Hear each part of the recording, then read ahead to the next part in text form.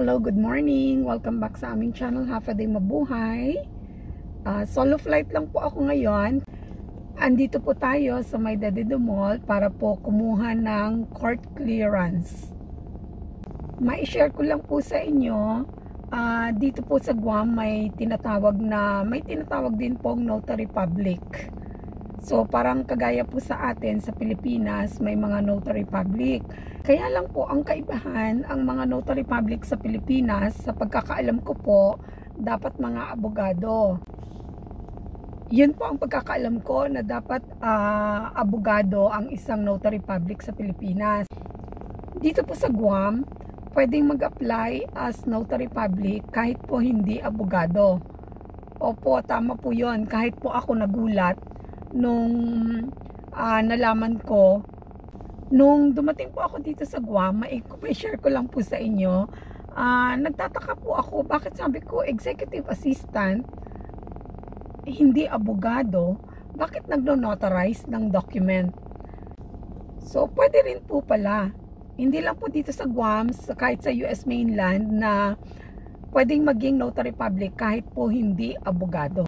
Pero syempre po, may mga requirements na dapat i-comply para po maging isang notary public po dito sa US. Ako po, dahil nandito po sa Guam, pagdating po sa Notarial Commission, yung mga requirements, qualifications, nagkakaiba po sila.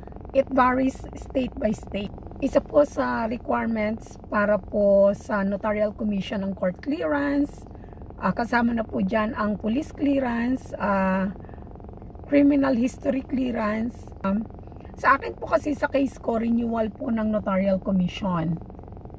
Every 4 years po kasi ang renewal ng ang validity ng Notarial Commission dito po sa Guam, kahit yata sa Amerika. So, samahan niyo po ako mga kaham habang tayo po ipapasok dito sa May Dedido Mall. Satellite branch lang po ito ng Judiciary of Guam. So, meron po sila, yung isa po ang main branch sa May Agana. So, dito lang po tayo sa May Dedido kasi medyo accessible po sa atin. Samahan niyo po kami. And then after po dito, pupunta po tayo sa ITC building. Sa may hagat niya naman para sa police clearance at saka sa criminal history clearance and certificate of authority. So marami, 4 na clearances po yung kailangan ko pong i-obtain para po kasi in the process of gathering po ako ng mga requirements para sa renewal ng aking notarial commission. So samahan niyo po ako mga kaham. Andito naman po tayo ngayon sa ITC building sa May Tamuning para kumuha ng police clearance, criminal history clearance from Attorney General's Office. Medyo mabusisi po, marami talagang kailangang dokumento pagdating sa Notarial Commission, whether new application or renewal. Samahan niyo po ako mga kaham sa aking journey sa pagre-renew ng aking Notarial Commission. Medyo mahaba-habang proseso po ito, pero gusto ko lang pong i-share sa inyo na ako po bilang notary public dito sa Guam, hindi naman po ako attorney. Gusto ko lang pong linawin, hindi po tayo abogado, pero pagdating po kasi dito sa US, unlike nga po sa Pilipinas, kailangan abogado ka para maging notary public ka. Pero dito po sa US, kasama na po ang Guam, which is a US territory, kung maging notary public kahit po hindi abogado. Basta ang number 1 po is dapat US citizen. So ipa-flash ko rin po sa screen yung mga qualification para po maging isang notary public dito sa Guam. So makikita nyo po sa screen. Samahan nyo po ako mga kaham. Nahirapan po tayong kumuha ng parking. Dito po to sa may ITC building. Ito na po ang Tamuning Post Office. Tamuning Post Office po yan. Layo ng parking natin, doon pa. Okay. So, dito po tayo papasok po tayo dito sa may ITC building.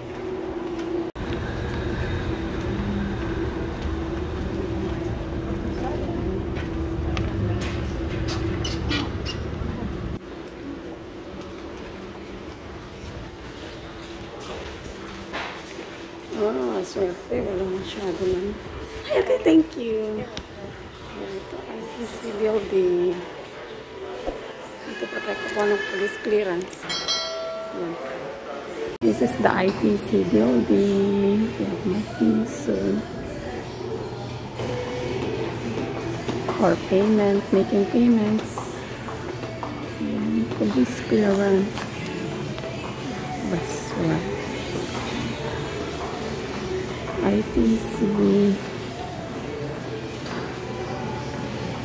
I get the police clearance.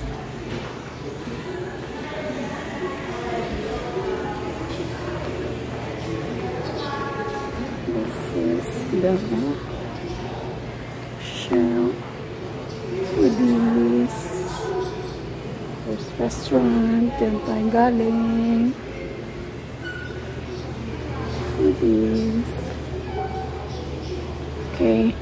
I'm going up to 9th floor para sa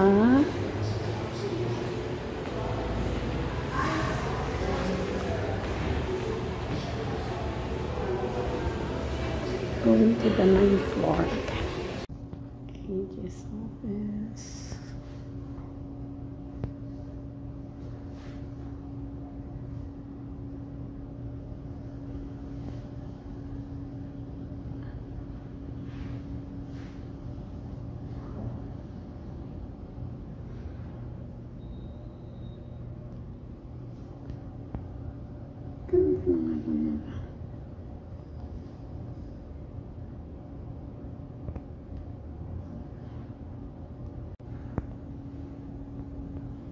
Kailangan bababa para magbayad.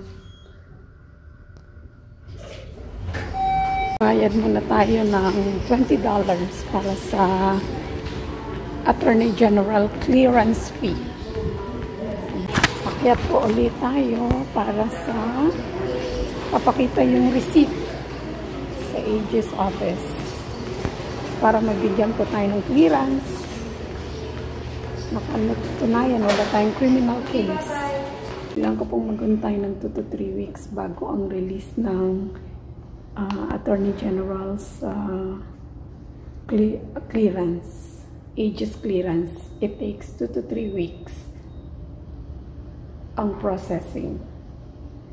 So, mahaba-haba pa po ang paghihintay natin. Punta naman tayo sa 8th floor para sa Certificate of Authority.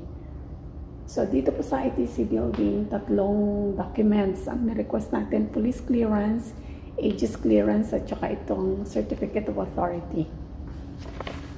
Samahan niyo po ako, mga kaham. Kanilang child support. So, yung mga naghahabol sa mga spouse, kailangan ng child support dito rin po. Aegis office.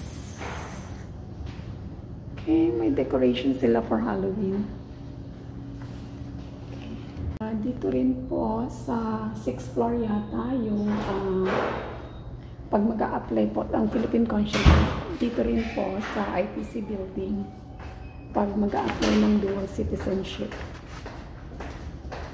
So, dito rin po tayo pupunta para po sa application ng ating dual citizenship, which is balak po natin gawin this year. Share ko rin din po sa inyo ang process sa pag-a-apply ng dual citizenship. Dito po mas madali. Ang fee po, pagkakaalam ko is $50. Kung ganun pa rin, hindi pa rin nagbabago. I-share ko rin din po sa inyo ang information patungkol doon.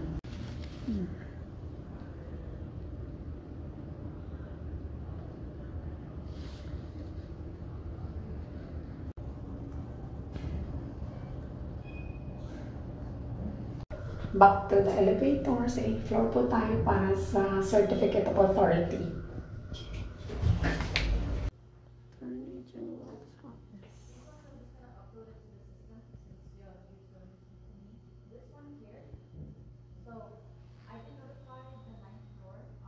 Dito po tayo sa office of the Attorney General.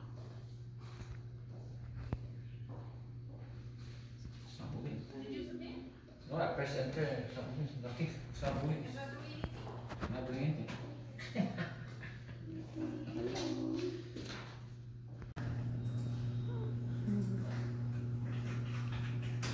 Toughest law enforcers. No.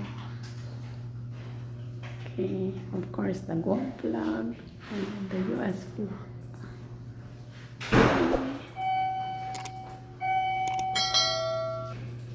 Na-confuse ako sa Certificate of Authority, so I don't need to obtain that document. Only the Aegis clearance, so which is good. Pero sa Aegis clearance, it will take, yung processing time is 2 to 3 weeks, so I have to wait for it. Yan, daan muna tayo dito. Naku, my favorite, empanada. Dito tayo sa foodies.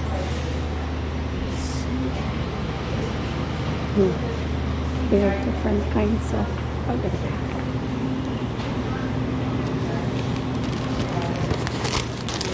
get empanada.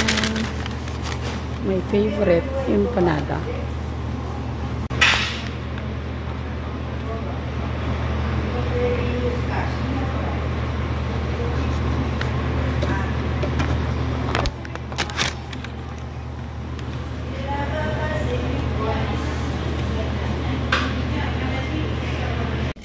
Ay, nako. Hello po. Welcome back sa car. Kakatapos lang po natin sa may ITC building para sa ating police clearance at saka Aegis clearance. Medyo nalito po ako kasi hindi na po pala kailangan ng Certificate of Authority, which is good. Dahil ibang proseso na naman po yon. So, dahil nagutom po tayo, hindi pa tayo nag-almusal, bumili pa tayo ng empanada sa foodies. So sila po ang may pinakamasarap na para sa akin empanada dito sa Guam. Hindi ko lang alam kung sino po ang distributor ng kanilang empanada, pero napakasarap po. Malaki at saka crunchy.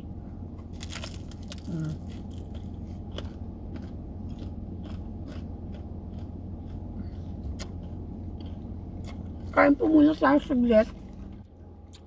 Bago tayo pupunta sa opisina. Kasi from sa bahay dumiretso na tayo sa pagkuha ng dokumento. Hindi pa po ako dumaan ng office. Sarap. Ito pa ang paborito namin mag-asawa.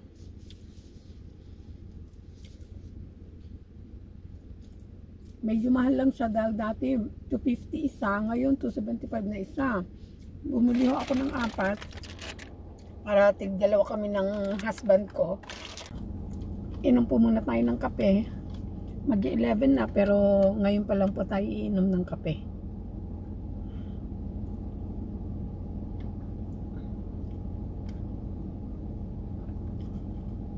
Mainit ang panahon pero masarap pa rin ang kape. Kahit ito mainit.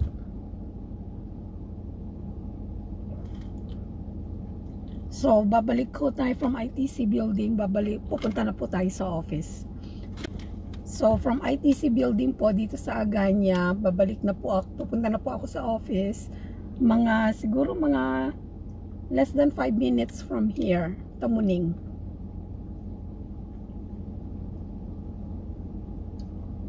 Thank you po mga kaham sa pagsama sa akin. Maraming salamat po. See you again sa aming next vlog ng husband. So, i-update ko na lang po kayo sa aking journey sa renewal ng aking notarial commission. Kasi po dapat po ma-renew ko po siya bago mag-November 14 kasi yun po ang expiration date. So, in case po kasi na may kailangan ako i-notarize sa office. Kasi po pala, itong notarial commission ko is sponsored ng aking employer. So, bali po sila lahat ang gagastos at ang cost po ng renewal is halos aabot po ng $700. Kasi ang police clearance, $15, court clearance $20.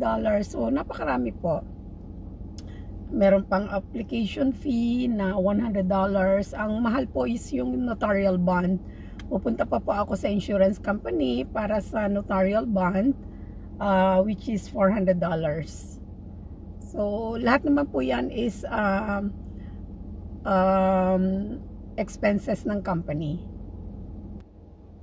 Ang pagiging notary public, medyo mahal po kasi ang expenses. So, second renewal na po natin ito.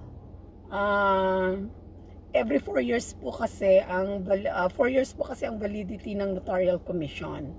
So, dapat every 4 years re-renew mo, pero hindi ka na kailangang mag-obtain ka lang ng mga documents, pero you don't need to retake the exam. Ang examination po is pag new application lang. Kailangan po maipasa yung application.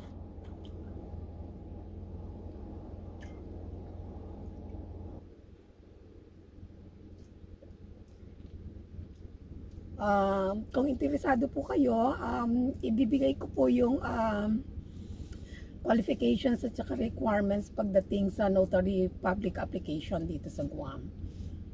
Please check the description box below. So, on the way na po tayo, papunta na po tayo sa office from ITC building sa May Tamuning.